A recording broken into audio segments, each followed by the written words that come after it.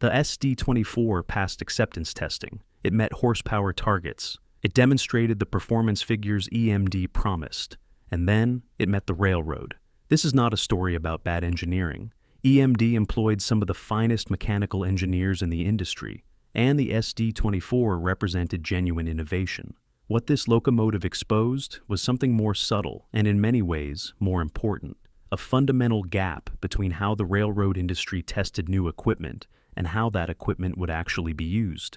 The SD24 became an unintentional experiment in the limits of acceptance testing itself. What the railroads learned from this locomotive would change how they evaluated new motive power for decades to come. By the late 1950s, EMD faced a problem that every locomotive builder eventually confronts: the demand for more horsepower. Railroads wanted to pull heavier trains, move faster, and do it all with fewer units. The 567 engine family had served EMD well, but the naturally aspirated and roots-blown versions were approaching their practical limits. The traditional approach to increasing power was straightforward: add more cylinders or build a bigger engine. But this meant heavier locomotives, higher manufacturing costs, and more fuel consumption. EMD's engineering team looked at another option: force more air into the existing engine. Turbocharging was not a new concept. The technology had been used successfully in aircraft engines during World War II and had found applications in marine and stationary diesel engines. The principle is elegantly simple. An exhaust-driven turbine spins a compressor wheel that forces additional air into the engine cylinders. More air means more fuel can be burned efficiently, which means more power from the same displacement. EMD had experience with turbocharged engines in non-railroad applications. The results had been promising. A turbocharged 567 could produce significantly more horsepower than its roots blown, equivalent while actually improving fuel efficiency at certain operating points. On paper, this looked like exactly what the railroads needed. The SD24 emerged from this thinking. Introduced in 1958, it used the 16567D3 prime mover with exhaust-driven turbocharging to produce 2,400 horsepower. This was a substantial jump from the 1,750 horsepower of the SD9 and represented a new threshold in single-engine locomotive output. The designation told the story: SD for special duty, 6-axle road switcher, 24 for 2,400 horsepower. EMD had good reasons to feel confident about this locomotive. The turbocharged 567 had undergone extensive laboratory testing. It had accumulated hours on dynamometers and in controlled test environments. The company had built on its experience with turbocharged engines in other applications. The test data looked solid. What EMD had essentially done was take proven technology from one context and apply it to another. This is a standard engineering approach, and it often works well. The question was whether the railroad operating environment presented challenges that the prior applications had not. Before we continue, if you think our content is unique and informative, please leave a like and subscribe. It really helps support the channel. Also, make sure to share the video with other train fanatics out there. To understand what happened with the SD24, we need to understand how locomotives were tested and accepted in this era. Acceptance testing for new locomotive designs followed established protocols. A manufacturer would demonstrate that the locomotive met its rated horsepower output. The unit would be run through a series of load tests, typically sustained pulls at various throttle positions. Fuel consumption would be measured. Cooling system performance would be verified. The locomotive would be checked against its specifications. These tests were thorough for what they measured. They confirmed that the locomotive could produce its rated output and that the major systems functioned as designed. What they did not do, and what no one had yet realized they should do, was simulate the actual duty cycles the locomotive would experience in revenue service. Consider what a sustained test pull looks like. The locomotive is loaded to a specific horsepower output and held there for a measured period. The throttle position is stable. The load is predictable. Air intake conditions are controlled, or at least consistent. The engine reaches a thermal equilibrium and operates there. Now consider what a locomotive actually does on a railroad. A road freight might start a heavy train from a standstill on a slight grade. This requires high power output with minimal exhaust energy available to spin the turbocharger. As the train gains speed, power demands shift. The engineer works the throttle in response to terrain, speed restrictions, and signal aspects. The locomotive may spend time at low throttle positions, then be asked for full power, then throttled back again. A drag freight operation is even more demanding. Starting a heavy train of loaded coal hoppers or ore cars from a dead stop on a grade requires everything the locomotive can give. But the initial moments are the hardest because the turbocharger needs exhaust energy to produce boost, and exhaust energy comes from an engine that is already under load. This creates an inherent delay in power delivery that acceptance testing did not specifically evaluate. Six-axle locomotives like the SD24 were purchased precisely for these demanding assignments. Railroads did not buy expensive high-horsepower road units to handle light traffic. They assigned them to the heaviest, most demanding work on the system. The SD24 was destined for exactly the kind of service that would stress its turbocharging system most severely. The acceptance testing protocols of the era were not wrong. They simply measured capability rather than durability under realistic conditions. They answered the question, can this locomotive produce 2,400 horsepower? They did not adequately address the question, can this locomotive survive producing 2,400 horsepower in the ways railroads will actually demand it? The technical challenges facing the SD24's turbocharging system were real and significant, but they were also predictable in hindsight. The characteristics of exhaust-driven turbocharging that made it attractive also made it vulnerable to certain operating conditions. An exhaust-driven turbocharger is fundamentally a device that converts waste energy into useful work. Hot exhaust gases spin a turbine wheel, and that turbine wheel is connected by a shaft to a compressor wheel that pressurizes intake air. When the system is working well, it creates a virtuous cycle. More boost produces more power, which produces more exhaust energy, which produces more boost. The problem is that this cycle takes time to establish. When an engine is at idle or low load, exhaust energy is limited. The turbocharger spins relatively slowly, producing little boost. When the throttle is advanced rapidly, the engine needs more air immediately, but the turbocharger cannot spin up instantly. This is turbo lag, and it was well understood even in 1958. What was less well understood was how turbo lag would interact with railroad operating practices. A locomotive engineer starting a heavy train does not have the luxury of waiting for the turbocharger to spool up. The train needs to move, and the engineer advances the throttle accordingly. The engine is asked to produce power before the turbocharging system can deliver optimal airflow. During these moments, combustion is compromised. Without adequate air, fuel burns incompletely. Exhaust temperatures spike. The thermal stress on the turbocharger itself increases precisely when it is least able to dissipate heat. Bearings and seals experience temperature swings that accelerate wear. The Roots blower, that EMD used on locomotives like the GP9 and SD9, did not have this characteristic. A Roots blower is mechanically driven directly from the engine crankshaft. When the engine speeds up, the blower speeds up in direct proportion. There is no lag. The trade-off is that the Roots blower consumes engine power to operate whether that boost is needed or not, and it is less efficient at high output levels, but it is inherently responsive. The SD24's turbocharger also proved sensitive to environmental conditions that varied widely across railroad operations. Intake air filtration in this era was adequate for Roots-blown engines, but marginal for turbochargers, which are more vulnerable to particulate contamination. The fine clearances within a turbocharger bearing assembly can be compromised by dust and grit that a Roots blower would pass without difficulty. Oil quality mattered as well. The turbocharger bearings depended on a consistent supply of clean lubricating oil. The oil systems on these early turbocharged locomotives were adapted from designs that had worked on Roots-blown engines. They were not optimized for the specific demands of turbocharger bearing lubrication, which involves higher temperatures and tighter tolerances. Maintenance practices varied enormously across the railroad industry. A Class 1 railroad with well-equipped shops and experienced mechanical forces might keep an SD24 running reasonably well. A smaller road with limited resources and less experience with turbocharged engines might struggle. The SD24 was less forgiving of maintenance lapses than its Roots-blown predecessors.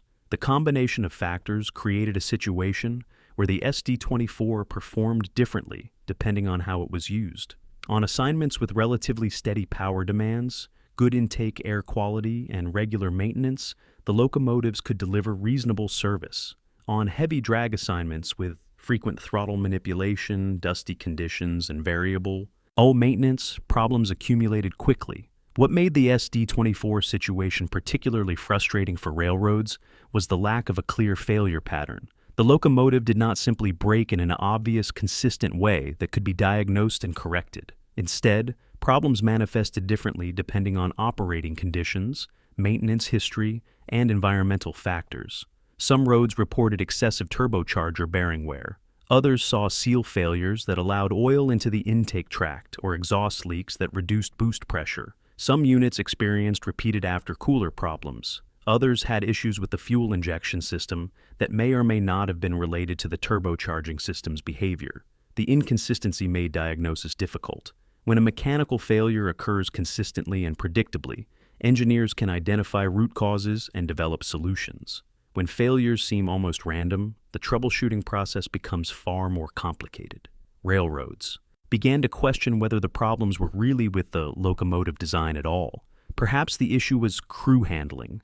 Engineers accustomed to roots-blown locomotives might be operating the SD24 in ways that stressed the turbocharging system unnecessarily. Training programs were discussed. Operating bulletins were issued. Perhaps the problem was maintenance. Shop forces unfamiliar with turbocharger service might be missing warning signs or performing procedures incorrectly. EMD provided technical support and service documentation. Some railroads sent mechanical personnel for additional training. Perhaps the problem was the specific assignments. Units on certain runs seemed to have more trouble than others. Some roads experimented with reassigning SD24s to different services, trying to find the operating niche where the locomotives would perform reliably. The truth, as it emerged over time, was that all of these factors contributed, but none of them was the root cause. The root cause was that the SD24's turbocharging system was designed to specifications that did not adequately account for real-world railroad operating conditions. No amount of crew training or maintenance attention could change that fundamental mismatch.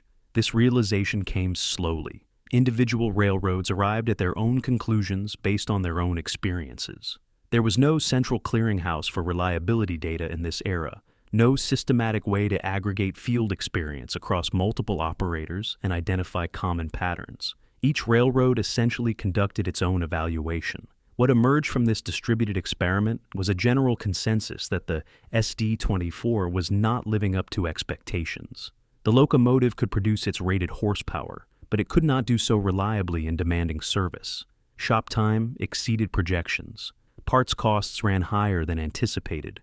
Equipment availability suffered. For railroads that had purchased SD24s expecting a step forward in motive, power capability, this was deeply disappointing. They had paid premium prices for advanced technology and were not receiving premium performance in return. Faced with a fleet of locomotives that were not meeting expectations, railroads pursued several strategies. The most significant was the conversion of SD24s from turbocharging to roots blowing. This was not a trivial undertaking. The engine itself required modification. The air handling system needed to be reconfigured. Control systems had to be adjusted. The conversion represented a significant investment in locomotives that had already cost more than their roots-blown equivalents. But the converted locomotives worked. With the roots blower installed, the SD24 became essentially a high-hood SD9 with a larger frame. Power output dropped to approximately 1,800 horsepower, but that power was delivered reliably. The converted units proved durable in the same services that had given the turbocharged versions trouble. The Southern Pacific was among the roads that converted significant numbers of SD24s. The SP had purchased these locomotives for demanding mountain service on lines like the route over Donner Pass.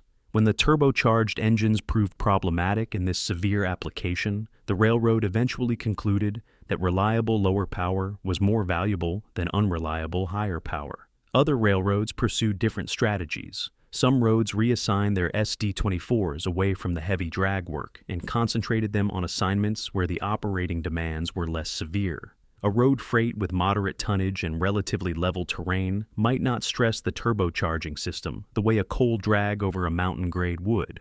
Some railroads simply accepted higher maintenance costs as the price of operating the SD24 fleet. With sufficient attention, the locomotives could be kept running. This approach was more feasible for roads with strong mechanical departments and access to parts and expertise. The trade-offs that emerged from the SD24 experience crystallized an important insight. In railroad motive power, reliability often matters more than peak capability.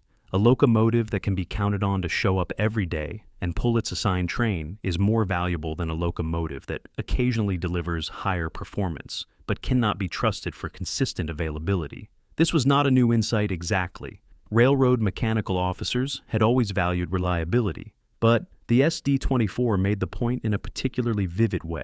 Advanced technology that looked promising in the test cell could prove problematic in the field if it was not robust enough for the actual operating environment. The SD24 was not the end of turbocharging in EMD locomotives. Far from it. EMD would go on to produce highly successful turbocharged locomotives in the decades that followed.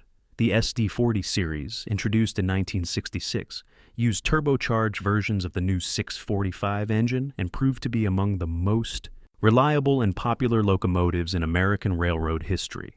The difference was that EMD learned from the SD24 experience. The 645 engine was designed from the start with turbocharging in mind, rather than being adapted from a naturally aspirated or roots-blown design. The turbocharging system itself was more robust, with better bearings, improved sealing, and more effective filtration for the intake air. Just as importantly, the acceptance testing protocols evolved. The railroad industry began to recognize that testing needed to simulate actual operating conditions, not just confirm rated output. Duty cycle testing became more sophisticated. Manufacturers and railroads developed better ways to evaluate how equipment would perform over time in revenue service, not just in controlled test environments. The SD24 also influenced how railroads approached new technology more generally. There developed a greater skepticism about manufacturer claims and a greater insistence on field demonstration before committing to large orders.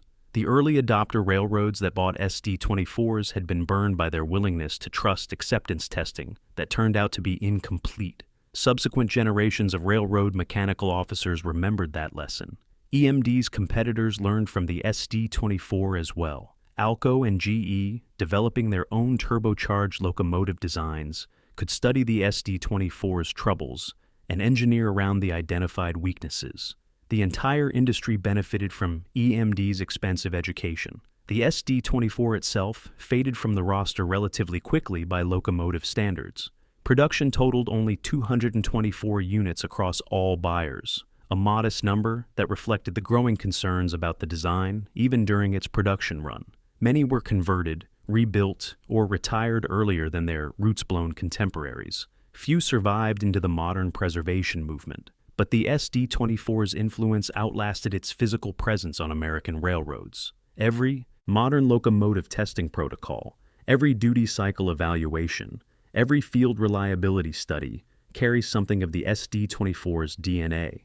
The locomotive that revealed a blind spot in acceptance testing helped close that blind spot for all the locomotives that followed. The SD24 did not expose a flaw in steel. It exposed a flaw in how the railroad industry decided that something was ready for service. That turned out to be the more important lesson.